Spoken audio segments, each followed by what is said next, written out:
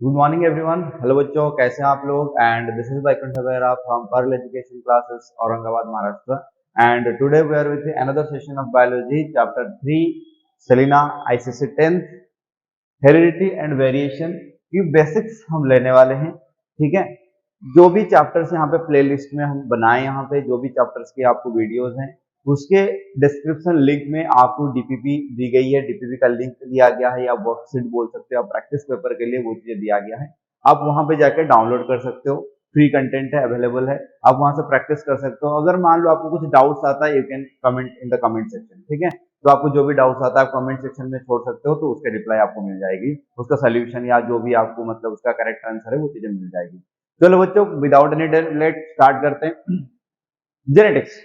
सबसे पहले हम बात करते हैं कि जेनेटिक्स की टर्म आती है, जब यहाँ पे हेरिडिटी एंड वेरिएशन की बात करते हैं तो सबसे पहले जेनेटिक्स आती है। तो उसमें बेसिक्स में हम बेसिकली आज हम देखने वाले हैं कुछ टर्मिनोलॉजी यहाँ पे हम सीखेंगे आज, जो कि जेनेटिक्स के लिए बहुत ज्यादा जरूरी है। ये चैप्टर पढ़ने से पहले ये टर्म्स हमें जरूर पता होना चाहिए। अगर ये टर्म्स नहीं पता होगा तो फिर ये चैप्टर में हमें कुछ समझेगा नहीं। चलो, तो यहाँ पे सबसे पहले जो टर्म दिया गया है हेरिडिटी, तो उससे पहले मैं शुरू करता हूँ, यहाँ पे बात करता हूँ किसके ना, जेनेटिक्स। जेनेटिक्स क्या होती है ना, जेनेटिक्स होती है आपका study of heredity and variation.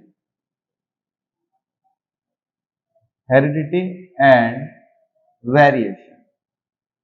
आज के टाइम में हम हाइब्रिड टमाटो की बात करें, या हम बीटी कॉटन प्लांट की बात करें, या कॉर्न की बात करें, या हम कोई कार्नेशन फ्लावर की बात करें, this all are the benefits. ये सारे मतलब हमें बेनिफिट्स मिले कहां से ना, आपका जेनेटिक्स से मिले हैं। ठीक है, तो बेसिकली जेनेटिक्स में हम क्या करते हैं, वी प्ले विथ जीन्स। तो हम यहाँ पे जीन के साथ मतलब कुछ छेड़खानी करते हैं, तो जीन्स को कुछ मतलब आइसोलेट करते हैं, तो फिर हमें एज पर रिक्वायरमेंट हम जीन को किसी होस्ट सेल के अंदर डालते हैं। तो वो तो एडवांस लेवल का जेनेटिक्स हो गया, जिसको हम एडवांस जेनेटिक इंजीनियरिंग बोलते हैं। बट उससे पहले, ये सारी चीजें करने से पहले तो हमें क्या करना पड़ेगा, कुछ चीजें बेसिक अंडरस्टैंडिंग रखनी पड़ेगी कि ये जीन्स क्या होते हैं, ये कैसे अपने आप को एक्सप्रेस करते हैं, तो उसके लिए क्या क्राइटेरिया होनी चाहिए, डोमिनेंट जीन क्या होता है, रिसेसिव जीन क्या होता है, ये सारे चीजें कुछ टर्मिनोलॉजीज हैं जिनको हमें कवर करना है। उस एस्पेक्ट को कवर करते हुए चलो अपन चलते हैं। सबसे पहले बात करते हैं जेनेटिक्स। जेनेटिक्स क्या है, study of heredity and variation. तो हेरिडिटी एंड वेरिएशन के बारे में जब कोई ब्रांच ऑफ बायोलॉजी स्टडी करता है, this is the branch of biology genetics the deals with study of heredity and variation. अब वो बात आती है कि सर ये डेफिनेशन तो आपने बता दी, बट इस डेफिनेशन में जो दो टर्म्स है ये हमें नहीं समझी, जो कि चैप्टर का नाम है। चलो बात करते हैं यहाँ पे हेरिडिटी। हेरिडिटी क्या होती है ना, हेरिडिटी होती है आपका, जिसको हम हिंदी में बोलते हैं वंशानुगति बोलते हैं। मतलब जो आपका जैसे कि छोटा बच्चा होता है, ठीक है, तो उसके जब मतलब पड़ोस वाले देखते हैं या रिलेटिव देखते हैं तो बोलते हैं इसकी जो आंख है मम्मी की तरह है, इसका जो फेशियल अपीयरेंस है वो पापा की तरह गया है या मम्मी की तरह हुआ है। ठीक है, नाक जो है वो ये पापा की तरह दिख रहे हैं, पैर की जो उंगलियां हैं, हाथ की जो उंगलियां वो मामा की तरह दिख रहे हैं, मम्मी की तरह दिख रहे हैं। ऐसी जो चीजें बात करते हैं, क्यों करते हैं? क्योंकि ये जो हम जो है we all are the product of our parents. ठीक है, तो हम जो बने, हमारे जो लाइफ जो शुरुआत हुई कहाँ से शुरुआत हुई है, जाइगोट से शुरुआत हुई है। और जाइगोट बनी कहां से, नहीं कि जब मेल गैमेट फीमेल गैमेट के साथ जब फ्यूज होता है तब बनता है आपका जाइगोट के फॉर्मेशन होती है। एंड जो मेल गैमेट में फादर का ही मतलब आपका क्या है, क्रोमोसोम्स है, एंड फीमेल गैमेट में आपका क्या है, मदर का क्या है, क्रोमोसोम्स है। तो ये आपका जब फ्यूज होते हैं तो मतलब मेरे पास जो क्रोमोसोम्स हैं 23 pairs, 23 pairs that is 46, and we can count 23 pairs. From each pair, one is from my father and another is from my mother. तो इस तरीके से आपका क्या होती है, तो ऑब्वियस बात है जब अपन बात करें कि हमारे सेल के अंदर होने वाले क्रोमोसोम हमारे पेरेंट्स का है, तो ऑब्वियस बात है हमारे ऊपर जो कैरेक्टरिस्टिक्स जो हम हमारे पास जो दिख रहा है वो ऑब्वियस बात है किसके होंगे, पेरेंट्स के ही ऑब्वियस बात है दिखेंगे। इसलिए कुछ कैरेक्टरिस्टिक फीचर हमारे पैटर्नल साइड से बिलोंग, पैटर्नल फैमिली जो है उसके साथ बिलोंग करते हैं, और कुछ आपका मतलब मैच करते हैं, और कुछ कैरेक्टरिस्टिक फीचर हैं जो कि हमारा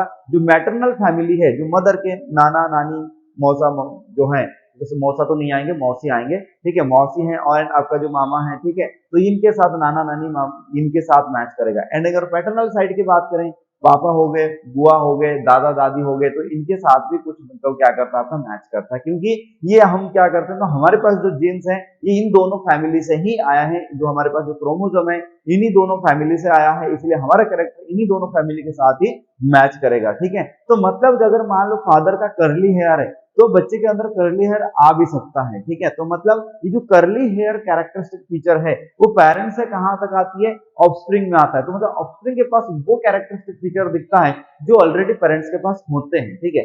ऐसे मतलब कुछ मतलब रैंडमली नहीं आ जाते हैं, ठीक है। अब अपन बात करते हैं यहाँ पे हेरिडिटी। हेरिडिटी क्या होती है ना, transmission of a character from parents to offspring. Transmission of character,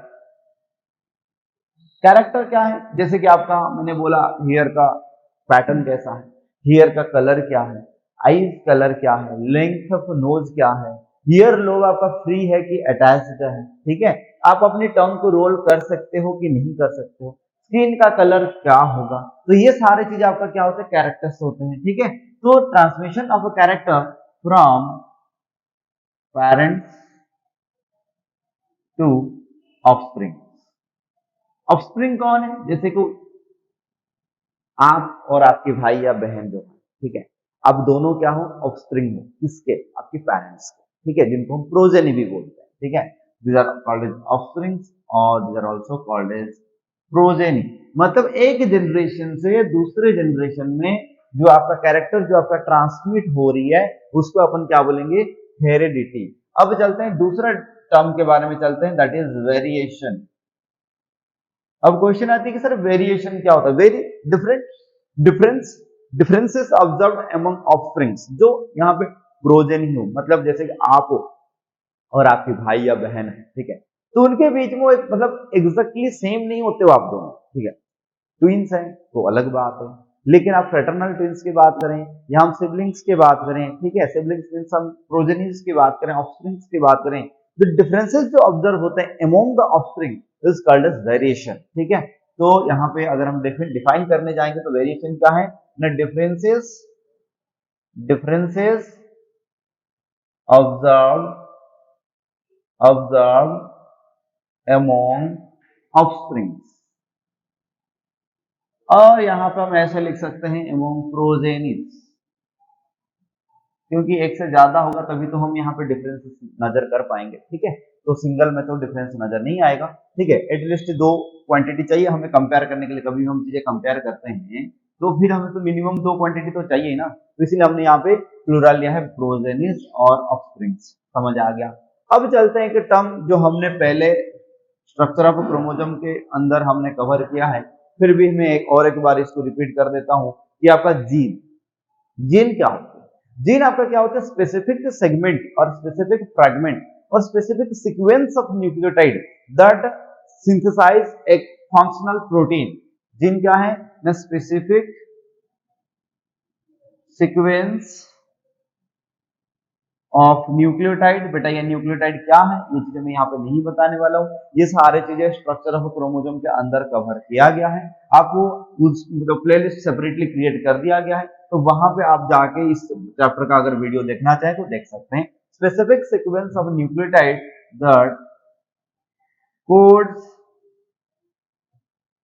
for a functional protein, मतलब जो प्रोटीन बनेगा दैट शुड बी फंक्शनल, ऐसे नहीं नॉन फंक्शनल प्रोटीन से हमें कोई लेन देन नहीं, हमें कोई मतलब नहीं है, या हमारे शरीर में ऐसा कुछ नहीं बनता है that is in abnormal conditions like cancer हो गया या कोई मतलब आपका जेनेटिक डिसऑर्डर हो गया या म्यूटेशन हो गया, वो सारे चीजें हम कवर करने वाले हैं यहाँ पे, ठीक है। म्यूटेशन क्या है, जेनेटिक डिसऑर्डर क्या है, तो जीन क्या है ना, specific sequence of nucleotide that codes for a functional protein. जैसे कि मान लो मैं आपको बात करूं कि मान लो आपका नाम क्या है, आरव, ठीक है, तो पेरेंट्स डबल ए लगा दिए, चलो ठीक है, ठीक है, तो ये इसका कुछ मीनिंग निकलता है, ठीक है।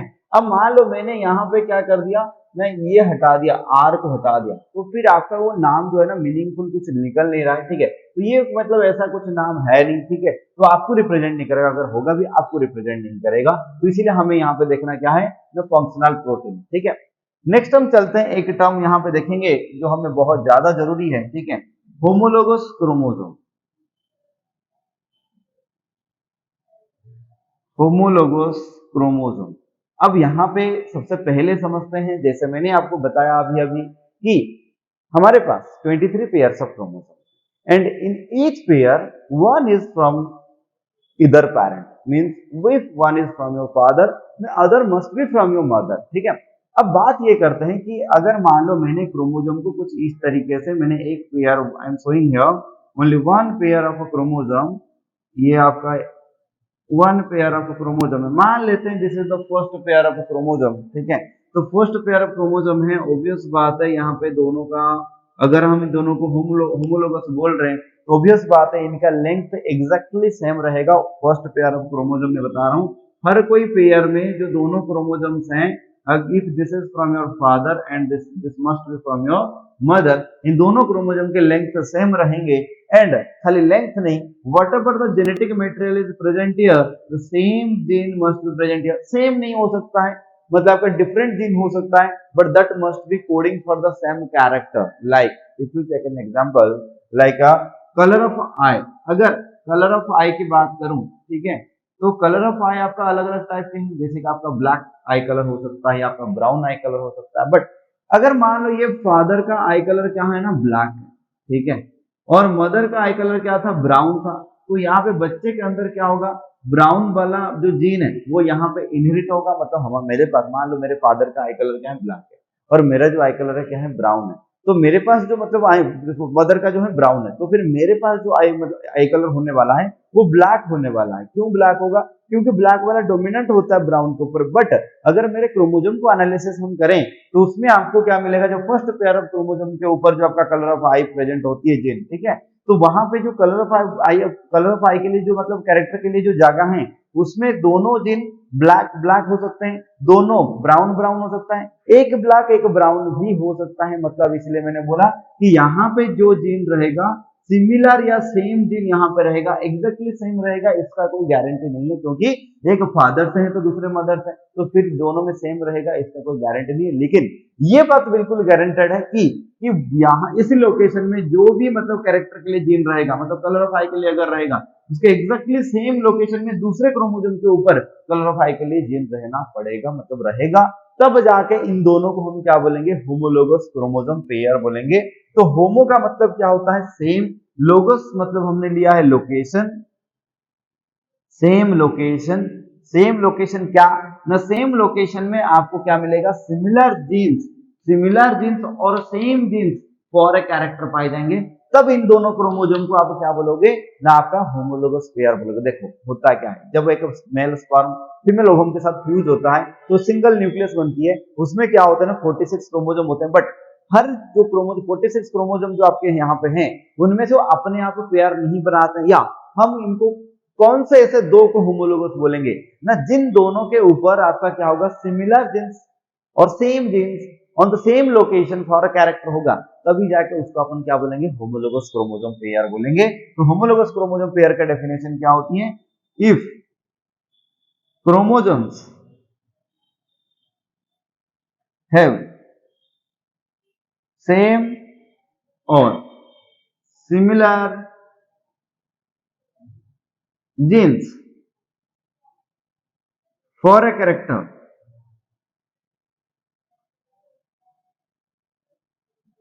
at the same position on different chromosomes,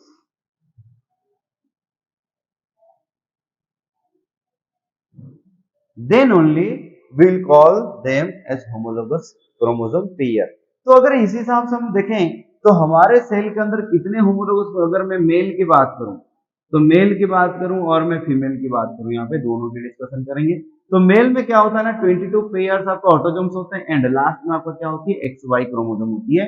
तो इसीलिए 22 पेयर्स होमोलोगस पाए जाएंगे, ये दोनों अलग अलग है, एक एक्स है एक वाई है, इसलिए ये होमोलोगस नहीं कहा जाएगा।